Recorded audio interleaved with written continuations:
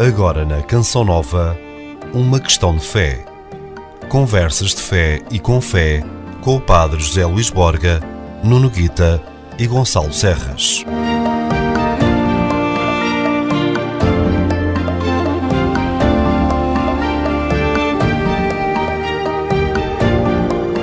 Uma questão de fé, na Rádio Canção Nova.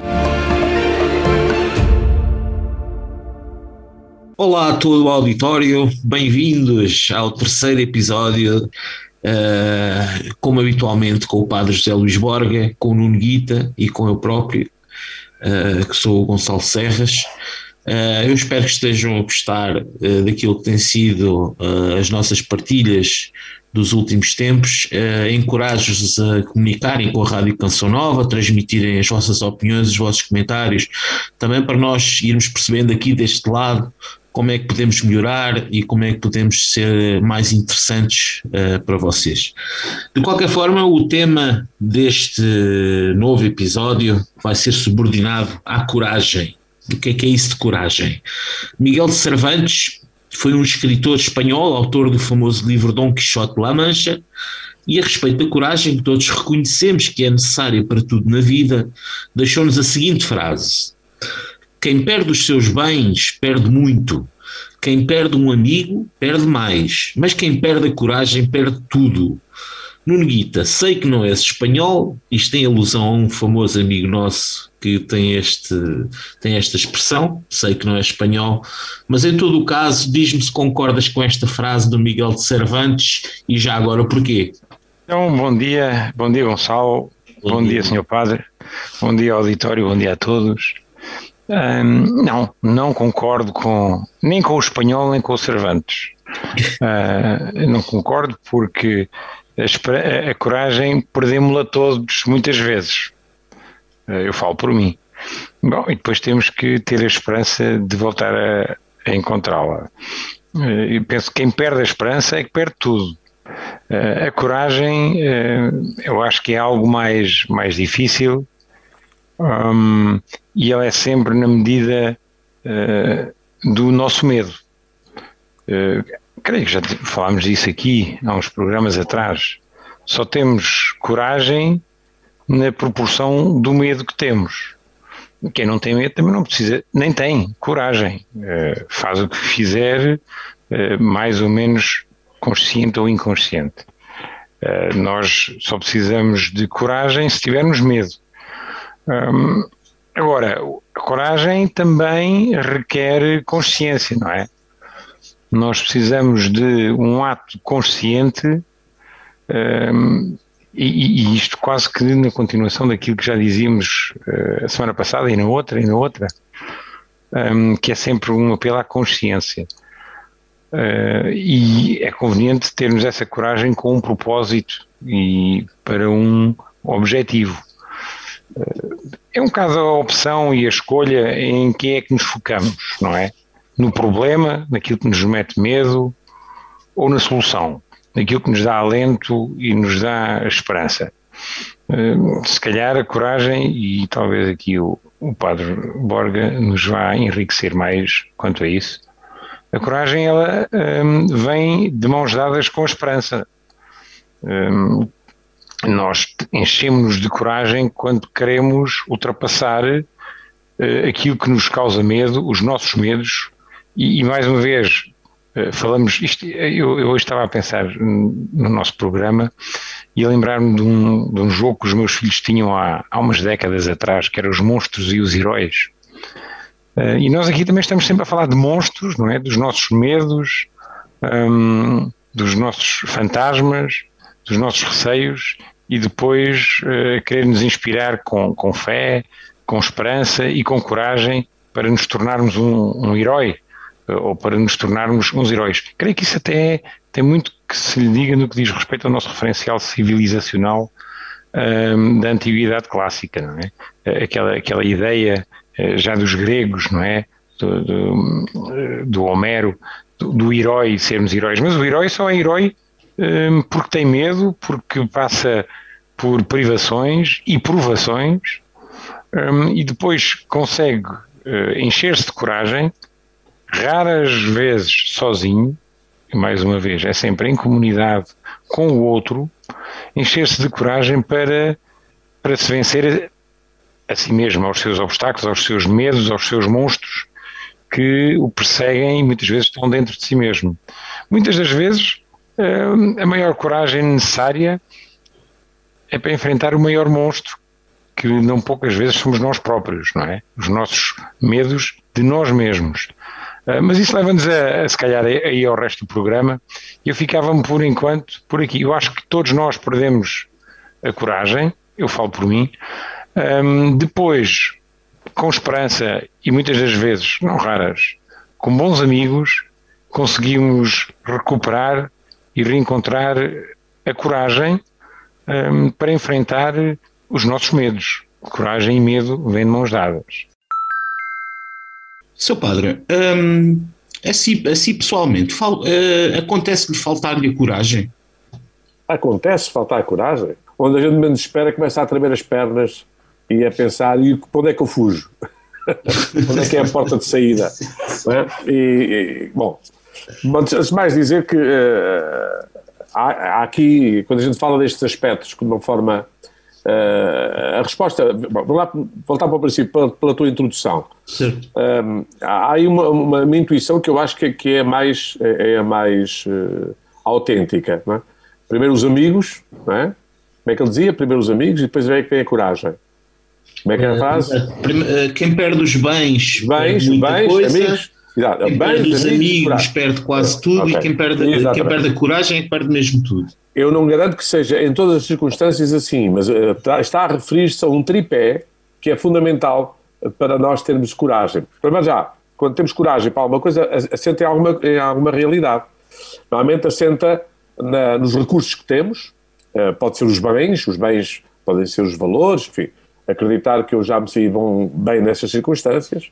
Eu lembro-me quando ia aquela cena do filme português, do Pátio das Cantigas, em que ele estão a chamar o nome de cada um dos estudantes para a oral.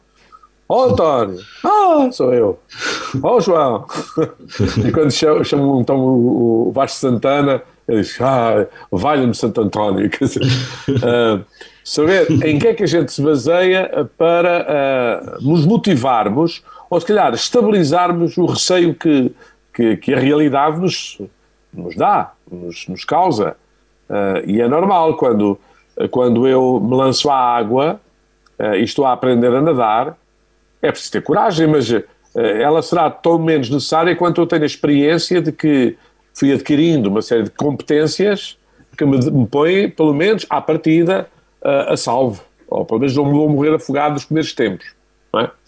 Mas a imagem que eu tinha aqui e tem aquela cena que sobretudo os miúdos têm, que se vão a um sítio que me mete medo, arranjo um amigo. Anda lá comigo. Ora, sentir que não estou só é um princípio fundamental para eu me sentir habilitado. Ou pelo menos, se eu correr mal, tenho em quem me apoiar.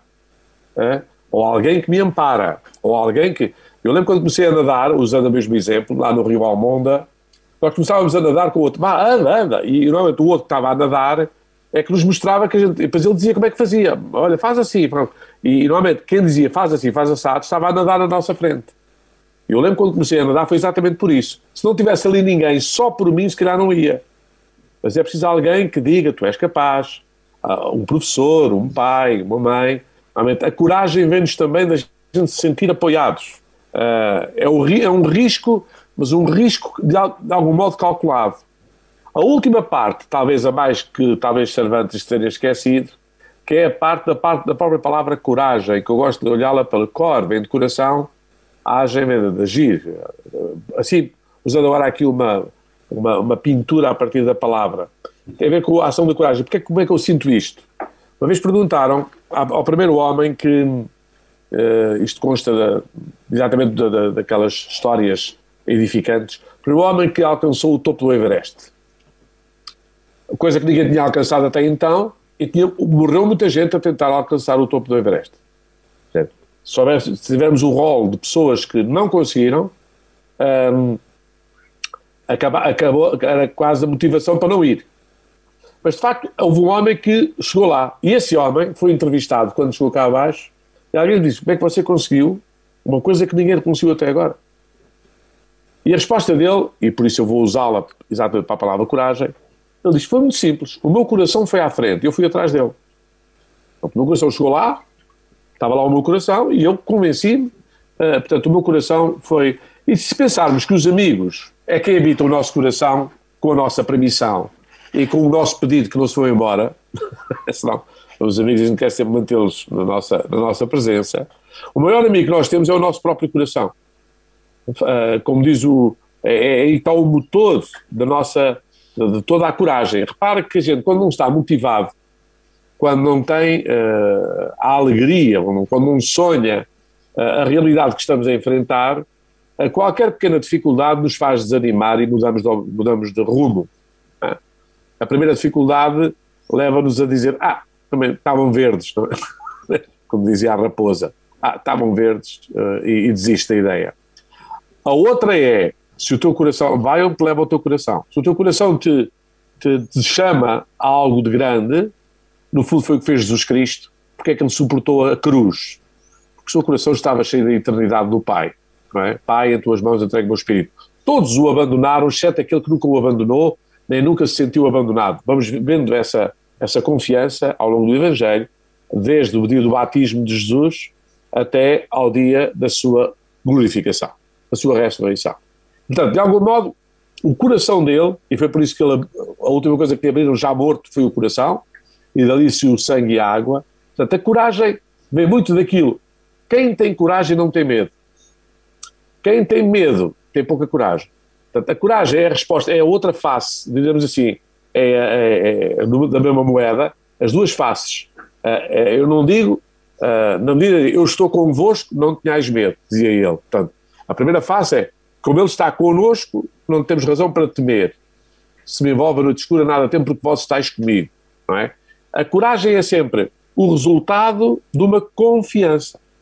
Eu confio que, eu acredito que, e daí vem a coragem, que se eu não tivesse fé, não era capaz de me lançar.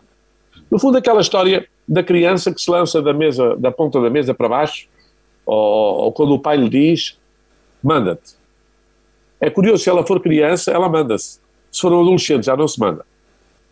Eu lembro sempre daquele exercício que se fazia nas aulas de educação física, que é aquela história que a gente, à medida que cresce, quer deixar-se cair para trás. Põe-se um tipo atrás, que a gente, que é nosso amigo, e a gente tem que se deixar cair livremente, porque ele acredita que ele vai te amparar. Se tu não confiares nele, tu tens medo, tu não te deitas para trás.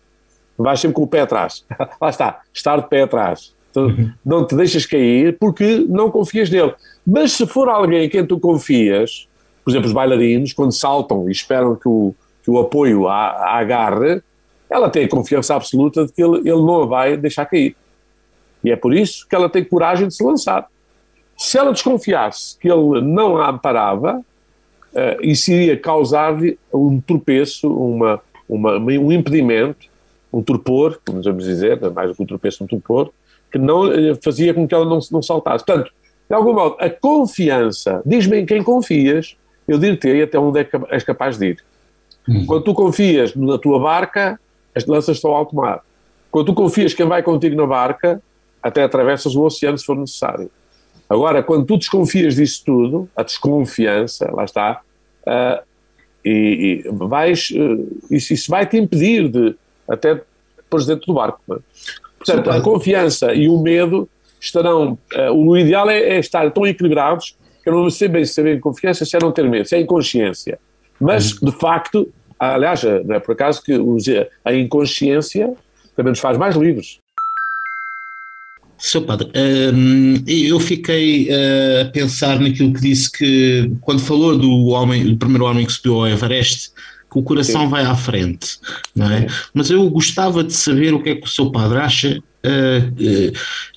do papel que joga a racionalização dos nossos medos, ou seja, não sendo nós apenas emoções, mas também a racionalização, ou seja, aquilo que nós interpretamos que são os nossos medos, o nosso esforço intelectual para perceber determinadas situações? Será só o coração que vai à frente ou será que tem que ser o coração e a cabeça? Tem que ser as duas coisas. É que se deixas só o coração, se calhar és irracional, és inocente ou és ingênuo. Se é só a razão, és tão lúcido que não te lanças. Quer dizer, tem que haver aqui as duas, tem que haver os vasos comunicantes aqui a trabalhar bem, não é? Aliás, o amor, por isso é que diz, quem casa não pensa e quem pensa não casa.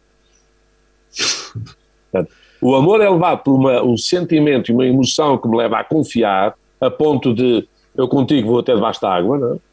Mas também é uma inconsciência porque se eu me disse bem, saberia que isso, nem eu sou tão forte assim, nem a outra pessoa é tão de confiança assim. Por isso é que é importante, por exemplo, a experiência da fé como algo mais firme, diria, mais seguro, mais eterno, se quisermos. Porque nós somos todos falhos. Por isso, no casamento, é preciso ter coragem para casar. Como é preciso ter coragem para ser padre? O importante é que, naquela altura, o amor é tanto que falar de coragem ele até acha estranho. Coragem porquê? Eu amo. Eu não era capaz de não fazer. Repara como está aqui, dois sentimentos, é a emoção e a confiança, os tais os sentimentos que são capazes de moldar de tal forma a razão que há uma harmonia, há uma paz. De algum modo a confiança dá-me paz, mesmo que esteja a arriscar tudo, não é? Quando usamos aqui esta imagem, talvez para nós ribatejanos, quando o moço Furcado vai para a praça, ele vai porque tem aquela malta toda atrás que são amigos dele, que não fogem. Porque se ele souber que vão fugir todos e que fica lá ele sozinho, ele não entra lá dentro. Ele vai confiado no grupo. Não é? Se ele não tiver o grupo, ele não vai para lá. Não é? De algum modo é assim, ele tem coragem. Não, ele tem um grupo que lhe dá esse suporte. Se ele não tiver esse suporte, aquela coragem não chega para isso. Porque ele tem a lucidez de que o touro vai investir com muita força. Só que ele está confiado. Há sempre graça, vou-te dizer, há gente que gosta muito de olhar para o moço Furcado que vai para a cara do touro. Eu estou sempre a ver a primeira e a segunda ajuda. A primeira, ou seja, os homens que estão a seguir é que levam bem na frente, porque enquanto o tipo da cara, agora estou aqui a falar, calma aqui, imagina, quando eu calmo, o tipo da cara ainda pode manobrar e saber onde é que se vai agarrar, quanto é que recua, se pode ou não pode, ele tem ali ainda um cálculo. A primeira ajuda não, a primeira ajuda é que vai levar aquilo tudo em cima, se ele saber bem de que lado é que vai. Mas eu confio que depois vem a segunda e a terceira e a quarta, que vão estar ali a apoiar. Repara, a coragem ela é tão proporcional quanto a amizade que ele tem no grupo. Tanto é que ele, se for outro grupo, a não ser que ele seja muito ousado e achar que lá por ser moço Furcado merece a mesma ajuda, se for outro grupo ele não vai para a cara de todo. Portanto, para dizer o quê? A nossa confiança, o nosso medo está muito ligado com as estruturas em que é que se apoia a nossa vida. Quais são os suportes da nossa vida? Em quem a gente vai recorrer caso a coisa não corra na perfeição. Nuno, diz uma coisa, eu continuo interessado em saber qual é o papel da racionalização dos nossos medos e se a razão é uma espécie de suporte à coragem, ou nem por isso. Só um ponto, quanto mais racionalizados, só para ir responder, mais o medo cresce. O medo é uma questão de lucidez também. Nós já falámos nas nossas conversas noutros lugares deste jogo entre razão e emoção. Eu penso que até é português um autor relativamente recente que veio inovar o pensamento sobre o papel da emoção e das emoções na razão, que é o António Damasio. E ele vem-nos sugerir que não, nós somos emoção. Aliás, porque é que nós... É o erro da Descartes, exatamente. Nós não somos uma máquina, como cantava um trovador português, também do Ribatejo. Nós não somos uma máquina. E, portanto, porque é que uns pensam sobre exatamente a mesma coisa de uma maneira e outros pensam sobre a mesma coisa de uma maneira diferente? Bom, se calhar porque se sentem diferente. Portanto, as emoções estão sempre presentes na nossa razão e na forma como racionalizamos tudo, seja as contas de casa, seja a perpendicular no cruzamento, ou seja os nossos medos, não é?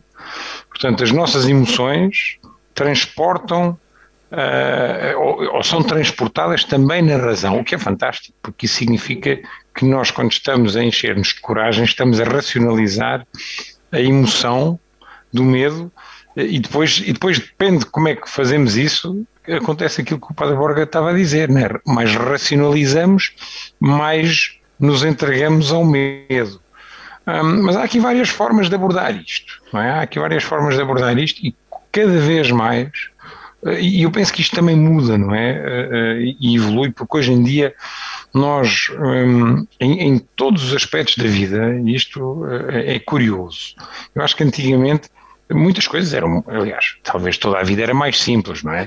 Nós é que, como gostamos de complicar, e isto remete-nos para a Torre de Babel, gostamos de complicar a nossa vida, porque não há que simplificar aquilo que podemos complicar. E, portanto, inventamos constantemente dificuldades para nos atrofiar. Não é? E o nosso complicómetro está sempre afinado. E é uma máquina criativa. É uma máquina criativa, não é? O nosso complicómetro. Bom, para dizer o quê? Que dá uns tempos para cá, e é interessante porque antigamente eu não observava isto, mas hoje eu vejo as crianças, e eu moro ao lado de uma escola e de um infantário, hoje em dia as crianças já começam de pequeninas a funcionar e a lidar com os seus medos de uma forma muito diferente. E uma das coisas que eu começo a observar desde terna idade é as crianças a pensarem: ok, o que é que me pode acontecer de bem e o que é que me pode acontecer de mal? O que é que eu posso ganhar, o que é que eu posso perder? Bom, isto é o quê? Isto é a teoria do risco. Hoje em dia é fantástico como toda a gente, quer dizer, até quando se casa, e foi interessante aqui a alusão do Padre Borga, até quando se casa hoje em dia já começamos a ler uma ponderação de adversidades e probabilidades, não é? O quanto é provável o que acontecer, e a partir daí racionalizam-se mais uma série de acordos e mais uma série de negociações. É espantoso. Bom, não deixa de ser uma forma de racionalizar os medos para depois se encher de coragem. Ou seja, se eu depois conseguir na minha fórmula de cálculo de risco arranjar a maneira daquilo dar um saldo positivo, ok, eu encho-me de coragem. Porquê? Porque é mais provável isto correr bem do que correr mal. Mas, quer dizer, eu queria aqui voltar atrás. No final das contas, o que é a coragem? Muito simplesmente, é nós fazermos aquilo de que temos medo de fazer. Ou enfrentarmos aquilo de que temos medo de enfrentar. Portanto, e há uma frase, isto a propósito da coragem, e já é uma frase muito antiga, de alguém que dizia que a vitória não é final e a derrota também não é fatal. O que importa é a coragem de continuar em frente. E isto foi dito, pelo menos é atribuído ao Winston Churchill a propósito justamente da Segunda Guerra Mundial. Portanto, estávamos a falar de uma empreitada com alguma dimensão. E se calhar, pensando bem, podemos transportar isto para as nossas vidas, porque nós acabamos por caminhar de derrota em derrota ou de vitória em vitória, mas nada nunca é absoluto e final até ao fim. Pois, tal como aquele montanhista que foi ao Everest, o que importa é ter a coragem para seguir em frente. E é assim que lá chega. Estamos a apresentar Uma Questão de Fé. Conversas de fé e com fé com o Padre José Luís Borga, Nuno Guita e Gonçalo Serras.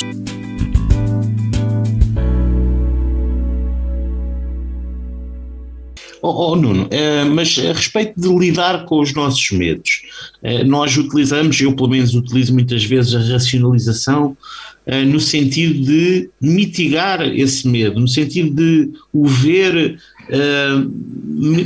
menos emocional, ou seja, vê-lo à luz da realidade. Normalmente a gente imagina os medos muito maiores do que aqueles são na verdade. Mas o que eu te pergunto é assim, a racionalização nós não acabamos por encontrar razões e cada vez mais razões para termos medo. Não é um perigo. Quando se tem que ter coragem para alguma coisa, se nós racionalizarmos demais, não acabamos por criar ainda mais medos do que o que tínhamos inicialmente. Concordo inteiramente. E vou pegar na imagem tauromáquica que o Padre Borga aqui nos trouxe.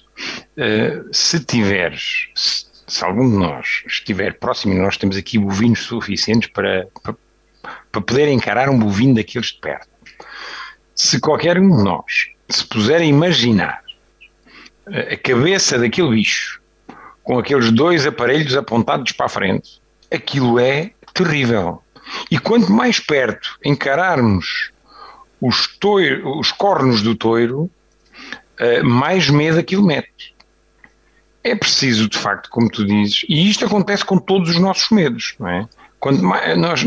E depois temos uma coisa terrível, é que estamos numa sociedade em que é promovido a emotividade de tudo, mas sobretudo pela sedução e pelo medo. Portanto, há um certo fascínio por nós sentirmos medo, ou por induzir medo, ou por criar medo. As notícias, a forma como são apresentadas, quer dizer, é tudo apresentado com uma história fantástica, sempre muito tenebrosa, não é? Quer dizer, aquilo não é apenas um acidente que aconteceu, é um acidente que aconteceu com uma grande emoção e bom, e isso depois é o que provoca o medo, porque, quer dizer, não basta a doença. Vamos pegar um exemplo que é se calhar aquilo que mete mais medo a muitas pessoas, não é? Tem uma doença grave. Quer dizer, é uma doença grave. Não basta a doença ser grave, como ainda começar, quando se fala nisso, com o vizinho, com o amigo, com quem quer que seja, ou até ouvirmos nas notícias ou na internet, ainda começamos aqui a elaborar naquilo e aquilo ganha uma dimensão, deixou de ser apenas uma doença para passar a ser uma doença terrível, muito grave, incurável, etc, etc, etc. Bom, e isso é o que lhe dá a dimensão.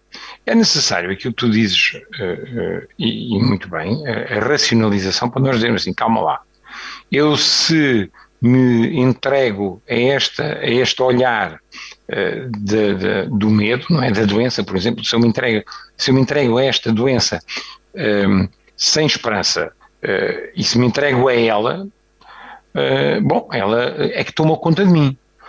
Se calhar eu tenho que pensar como é que vou lidar com isto, com a doença, neste caso, que é aquilo que me causa medo, como é que vou lidar com isto? Isto é estarmos a racionalizar. É estar a deixar a escapar das amarras da escravidão do medo, não é? A doença até aí escraviza-nos com o medo que nos induz, através do medo, e nós racionalizando, rompermos essas amarras e passarmos a dominar o nosso medo, a dominar a doença, de alguma forma induzir-nos a nós mesmos, bom, calma lá, isto, na pior das hipóteses, o que é que acontece? Quer dizer, na pior das hipóteses, vou morrer. Bom, mas como nós somos crentes, isso até nem é. Olha, para já, crentes ou não crentes, é uma coisa que todos sabem que tem garantido. Nós crentes temos a sorte de isso não ser o fim, mas sim o princípio.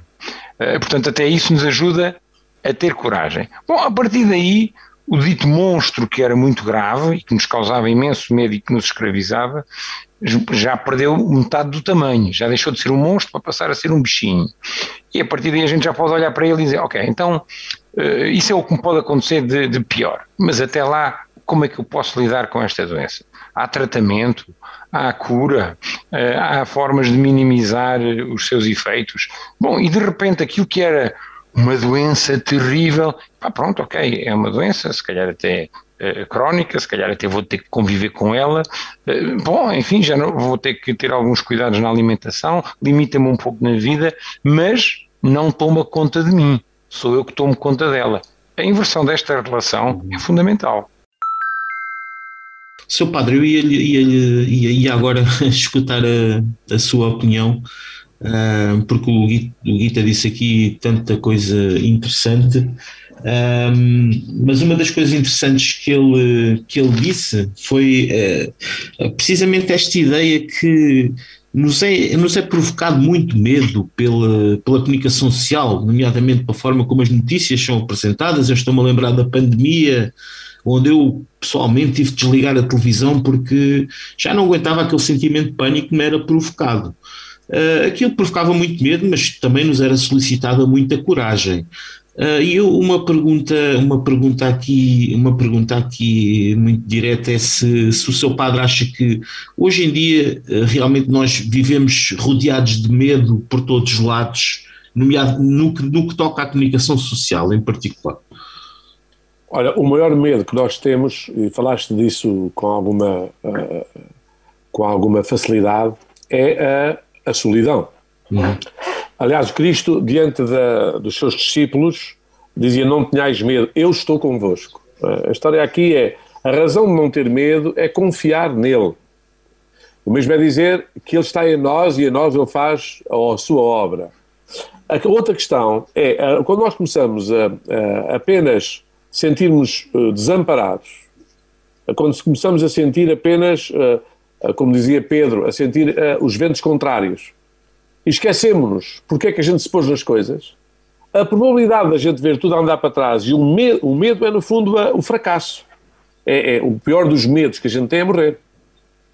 Se a gente vencer o medo da morte, aliás, há uns estudos feitos muito interessantes sobre, lá está tudo ligado, a esperança, a fé e a caridade vivem destes impulsos, não é? O que está dito é, quando nós começamos a perceber que no horizonte é a morte que temos pela frente, isso tira-nos toda a força de vida. A morte é exatamente o sugar de todas as razões que nos dão a vida. Mas quando a gente fala de ressurreição, a gente olha para a morte como uma Páscoa, como uma passagem. E é isso que faz com que a gente, mesmo a morrer, esteja em paz. Eu já assisti a isso. Já assisti a gente que, ao morrer, em vez de estar desesperado e agarrado à vida, não, está a entregar-se com toda a simplicidade e com uma paz imensa e uma alegria imensa. Uma das coisas que a coragem nos dá é a alegria da resposta. Portanto, a gente sente-se corajoso quando está a responder positivamente. Quando a gente está a responder negativamente, a gente não sente corajoso, sente cobarde, sente-se perdido, sente-se desesperado. A experiência da coragem... Culpa também, Sr. Padre, culpa, está bem, mas a experiência da coragem é exatamente a experiência da gente se sentir capacitado para, motivado para, habilitado a... Caso contrário, o que a gente sente é o pânico, o pavor ou o compulsivo de nos sentirmos fracassados antes do tempo. Daí que, por exemplo, uma criança faça essa experiência. O medo é usado para quê? Repare-se, há medos que a gente tem de crianças porque nos incutiram esse medo. Vem lá o homem do saco. Vem lá o polícia. O bicho-papão. Mas se a pessoa que me diz isso, depois diz assim, eu estava a brincar contigo, eu percebo que esses medos são falsos, são gerados por estratégia, não é? Que era a tal história, não mexas aqui. Agora a história é dizer, quando o miúdo está cheio de medo, a gente diz, não tenhas medo que o pai está aqui. O pai está aqui. Ou a mãe está aqui. E a gente toca na mão, não tenhas medo. Basta isto às vezes para a pessoa perder o medo todo. Não me deixes ser aqui sozinho. Repara que o grande medo é a morte no sentido de perder tudo e a solidão no sentido de ninguém me dá meu auxílio. Estou perdido porque ninguém me acompanha. E isto é fundamental porque a gente sente a coragem exatamente quando nos sentimos motivados e com uma esperança imensa que isto vale a pena e no fim vai resultar tudo em bem. Caso contrário, o que a gente faz é fechamos-nos, não é por acaso voltamos à posição fetal, que é aquela posição em que eu ali estou seguro, não é? Onde eu estive mais seguro na minha vida. Eu tenho essa memória que ali nenhum mal me acontecia, porque eu estava no seio da minha mãe, no qual nenhum mal me acontece. Claro que se pensarmos no aborto, nós já não estamos a falar disso, sim. Mas estamos a falar de casos naturalmente sadios, não é? E portanto, repara que a coragem acaba por ser uma coisa muito bonita de viver A gente diz assim, eu tenho coragem, eu não tenho medo. É exatamente a mesma coisa. Eu dizer, não tenho medo, eu tenho coragem, é diante de uma coisa, não é? É, no fundo, uma resposta positiva àquilo que, se eu não tiver apoios, me faz fracassar antes do tempo, ou me faz fugir, ter pânico. Não é? Mas, Sr. Padre, de alguma forma as pessoas hoje em dia têm razões para ter medo? Claro que sim. Claro que sim. É na mesma proporção em que lhes falta as razões de ter confiança. Quer dizer, a ver, o medo porquê? Porque alguém nos anda a incutir, sobretudo nesta sociedade mais individualista e subjetiva, de que, ai de mim se não for eu. Não é? Quem pensa assim, talvez, enquanto eu precisar mesmo de coragem, talvez vá longe. Mas não vai longe, certeza absoluta. Porque isso ai de mim se só for eu. Exatamente. Se me deixa, não me deixem sozinhos, não é? Ou então, como dizia, vou voltar ao casamento, dizia assim, o marido para a esposa, o que era de mim sem ti. E ela diz assim, do mesmo mal me queixo eu.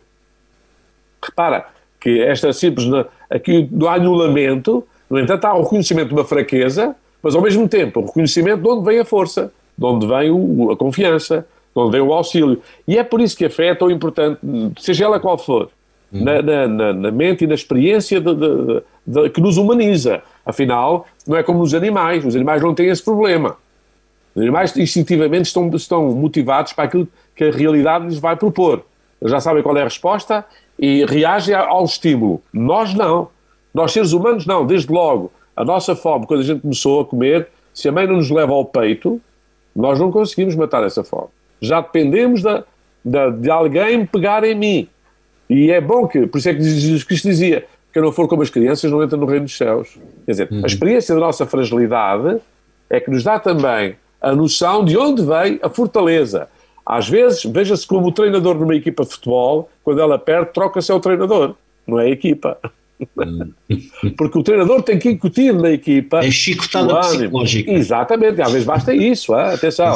Ele está fora do jogo, não manda um pontapé único na bola, ou no jogo, mas é ele quem dá para dentro e diz, vai lá tu, ou cobre aquele lado, não estás só. Não é? No fundo, incute naquela gente o ânimo, a coragem, a confiança, e tudo isto é porquê? Porque a probabilidade de perder é muita, senão não era preciso nada disso. Estamos a apresentar Uma Questão de Fé.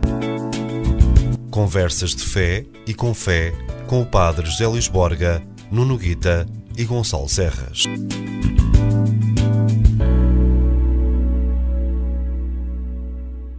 Nuno, vou-te fazer a mesma pergunta que fiz ao Padre Borga. Temos razões para ter medo hoje em dia? O medo, e eu já disse, eu também tenho medo, é, se calhar, o reflexo de uma crise de fé.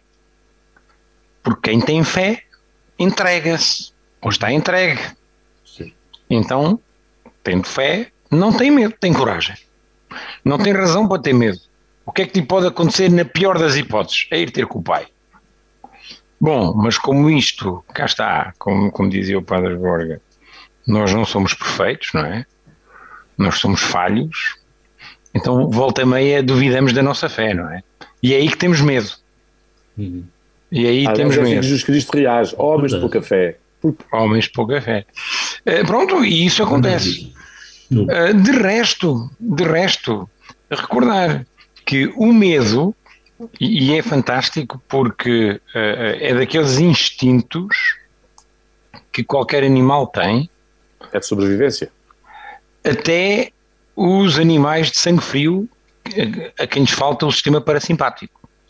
Portanto, um lagarto, uma lagartixa, uma cobra, tu bates com o pé e o animal reage ou agressivamente ou defensivamente, mas ao medo. É daquelas coisas que nós já trazemos connosco muito antes de sermos gente. Agora, a coragem não. A coragem, eu estava aqui a pensar justamente nas palavras do Padre Borga e dos animais. Os animais não têm a capacidade de enfrentar aquilo que lhes mete medo. Se têm medo, acabou. Podem até reagir agressivamente ou não. Não é isso que está em causa. Não conseguem ultrapassar. Porquê? Porque não conseguem racionalizar, como tu ainda há bocado dizias. Aliás, o exemplo é engraçado, é nos paraquedistas, não é? Quer dizer, saltar de 400 ou 500 metros de altitude não é um ato natural e, portanto, requer racionalização. E o paraquedista tem de racionalizar o seu medo para se lançar, mas também há animais que saltam, não é? Paraquedistas que saltam com animais. Mas o animal não tem essa capacidade de racionalizar, nem consegue ser treinado para racionalizar o medo. Ele consegue habituar-se ao salto, não é? E ao fim de muito tempo já está habituado ao salto, e então já não tem medo. Okay? Mas aquela coisa por isso ele tem que ir acondicionado de uma outra forma, não é? Agora, ultrapassar um medo, isso é uma coisa que só nós é que conseguimos. E eu diria, falando por mim, muitas das vezes, quando não há razão que me consiga assistir, que é a maior parte das vezes, a ultrapassar o medo, é mesmo a fé que me assiste a ultrapassar o medo.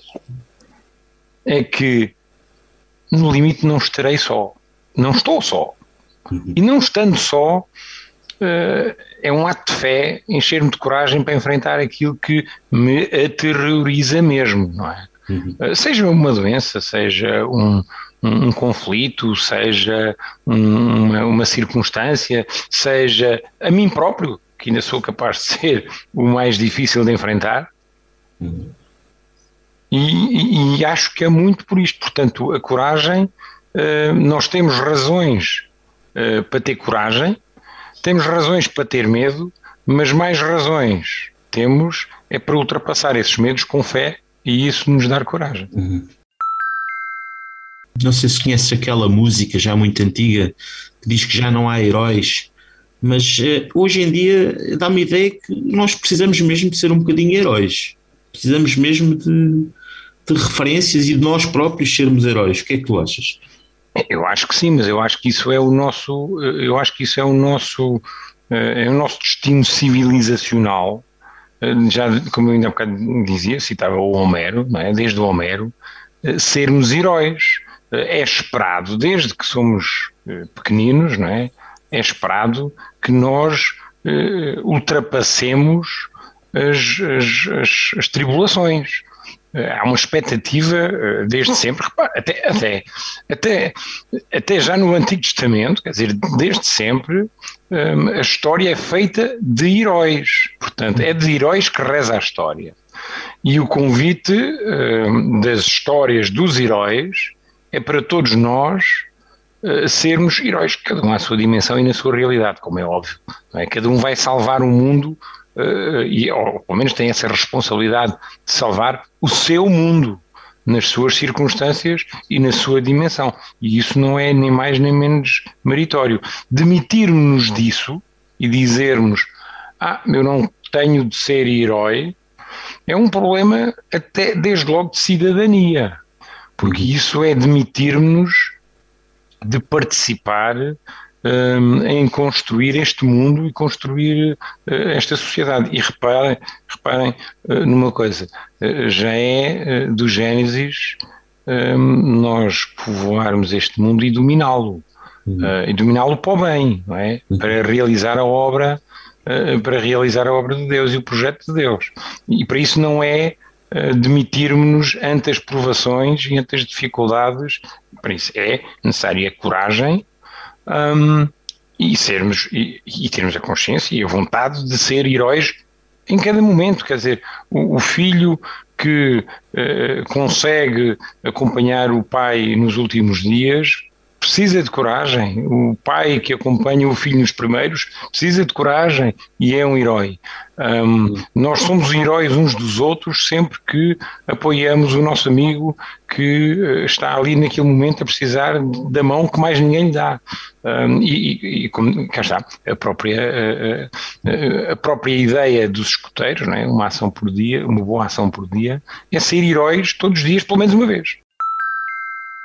Sr. Padre, é preciso sermos heróis hoje em dia? Não, os heróis nunca dizem de si próprios que são heróis. Há os outros que dizem que fomos. Okay. A heroicidade normalmente não é um título que é o que o próprio É preciso humildade, portanto, é preciso humildade. A heroicidade é aquilo que os outros proclamam acerca do que fizemos. Quando o David venceu o Golias, o que aconteceu foi que ele não se disse que era herói, nem quis ser herói. Os outros é que o clamaram como herói. A heroicidade, aliás, uma pessoa, às vezes é um ato de cobardia. Não, melhor dito, às vezes o mais cobarde, numa circunstância, vira um herói. Não é? Há uma cena muito engraçada no Charlie Chaplin, nos tempos modernos, que é quando o indivíduo vai andar na rua e há um carro, cai uma bandeira vermelha que assinalava o extremo de uma carga, e ele pega naquilo a dizer: esqueceu-se, isto caiu. E atrás dele vê uma manifestação e ele ficou como o líder da manifestação. Vinha na frente, com uma bandeira vermelha a dizer, e a polícia leva-o preso porque ele passou a ser o líder dos contestatários. Uma questão, pode-se ser herói por uma circunstância inaudita, não é? Agora, ninguém tem, eu não conheço uma pessoa a quem se atribui o título de herói que diga de si próprio que foi o que quis ser. Normalmente ele, o quê? Eu? O que estão a dizer isso de mim?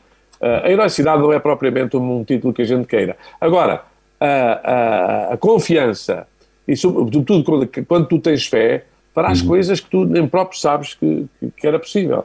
Daí os outros perguntarem: como é que tu és o herói? Não, só fiz aquilo que tinha que fazer. Se é inútil, não fizeste mais que aquilo que devias ter feito. Quando uma mãe dá à luz, não é? Ela pode ser tida como uma heroína, porque passou por um momento de tanta crise, de tanta dificuldade.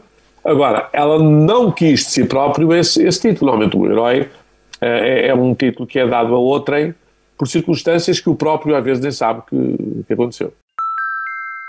Sr. Padre, uma das coisas que a mim pessoalmente, e acho que a muita gente mete mais medo, é o desconhecido. Nós, quando enfrentamos o desconhecido, somos heróis ou não? É extremamente complicado racionalizar o que não conhecemos, lá está. Quando tu foste para a escola, aquela escola onde nunca tinhas entrado, não é?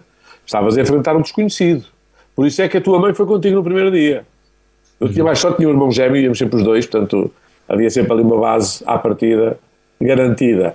Quando fugíamos os dois, e quando enfrentávamos éramos os dois. Quer dizer, eu lembro quando eu fui, a primeira vez que entrei em estúdio, que eu me tinha tudo medo, mas a única coisa que eu tive foi dizer: espera aí, se esta gente, tu já passaste por isso também, se esta gente acredita em mim, confia em mim, não me vou sair mal.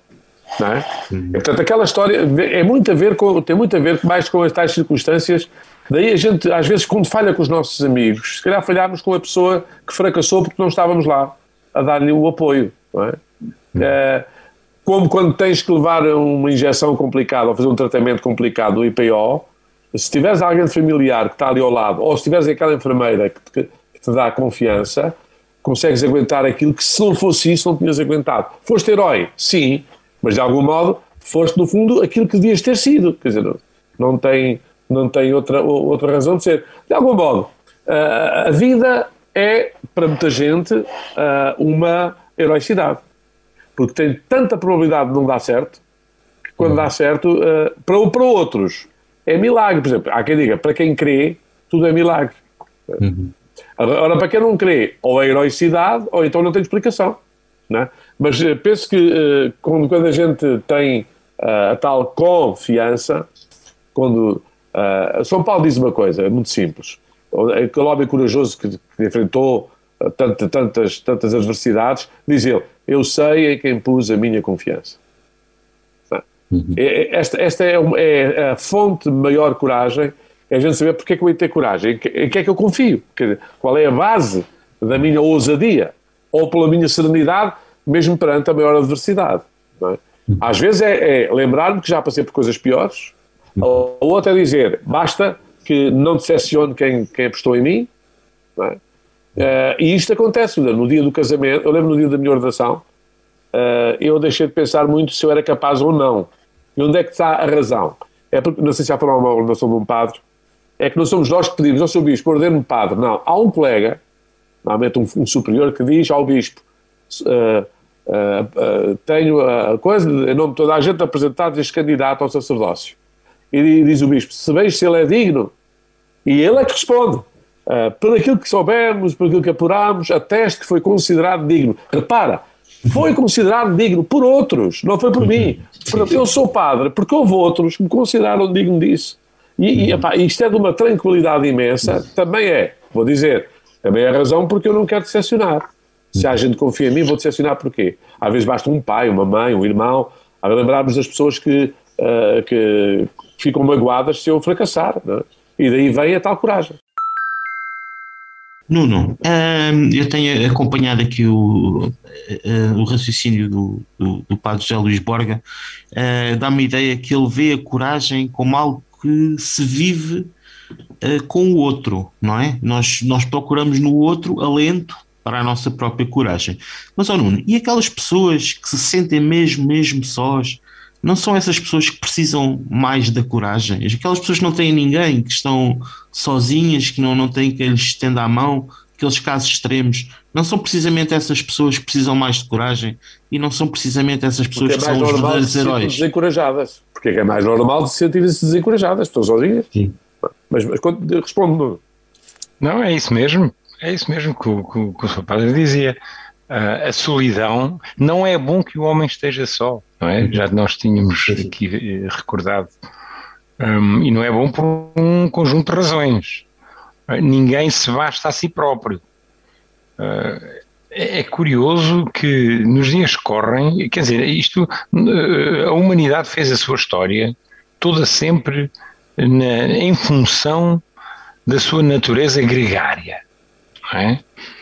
Primeiro juntaram-se as tribos, depois juntaram-se aldeias, depois juntaram-se cidades e nações, depois juntaram-se organizações internacionais e comunidades internacionais e conjuntos de nações. Hoje falamos num mundo global e globalizado, e neste mundo global e globalizado, não é? Onde toda a gente sabe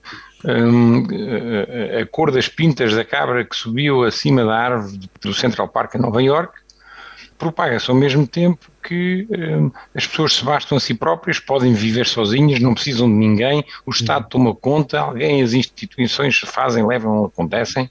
É absolutamente fantástico como se vivem essas contradições em termos. E é também uma contradição, ou não, quer dizer, quem vive sozinho e sobretudo quem está só, é que às vezes há pessoas que vivem sozinhas e não estão sós. Mas sobretudo quem está só, eu também não imagino de onde é que lhe possa vir a coragem. Precisa da coragem? Claro que precisa, mas precisa da coragem para viver só? Não, isso é a mesma coisa como dizer que precisa dos pés para andar de gatas, não é? Quer dizer, a gente precisa dos pés para andar de pé e andar em pé. E precisamos dos amigos para ter coragem e de coragem para viver com os amigos e em comunidade e uns com os outros e uns para os outros.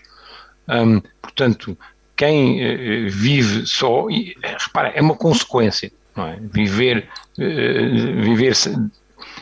sem coragem e com medo é uma consequência de viver só. E atenção, da mesma forma como há pessoas que vivem sozinhas mas não vivem sós, também há pessoas que vivem acompanhadas e vivem sós. Não vivem com os outros, vivem ao lado dos outros, não é? Não há que confundir.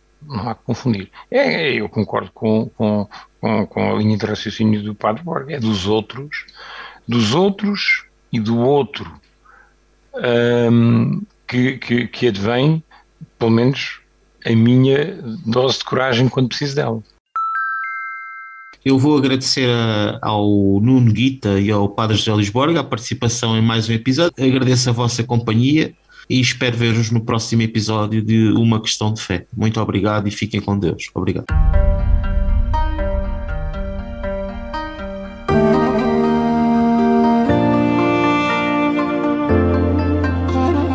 Acabamos de ouvir Uma Questão de Fé. Conversas de fé e com fé com o Padre José Luís Borga, Nuno Guita e Gonçalo Serras.